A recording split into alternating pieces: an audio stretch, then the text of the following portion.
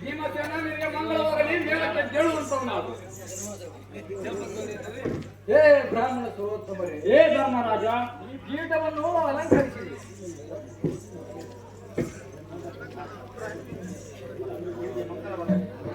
ಸ್ವಾಮಿ ನನಗೆ ಹೇ ಧರ್ಮರಾಜ, ಹೇ ನಿನ್ನ ಉಪಕಾರದಿಂದ ನನ್ನ ಮನಸ್ಸು ಬಹಳ ಸಂತೋಷವಾಯಿತು. ಆದರೆ ನಿನ್ನ ಮುಖಲಕ್ಷಣಗಳನ್ನು ನೋಡುತ್ತಿದ್ದರೆ ಏನೋ ಒಂದು ಚಿಂತೆ ಪ್ರಸಂಗ ಇದ್ದಾಗ ಕಾಣುತ್ತದೆ.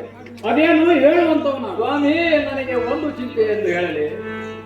ರಾಜ್ಯಭ್ರಷ್ಟನಾದದ್ದು ಒಂದು, ಈ ಅಡವಿಯಲ್ಲಿ ಕಷ್ಟಪಡುತ್ತಿರುವುದು ಮತ್ತೊಂದು.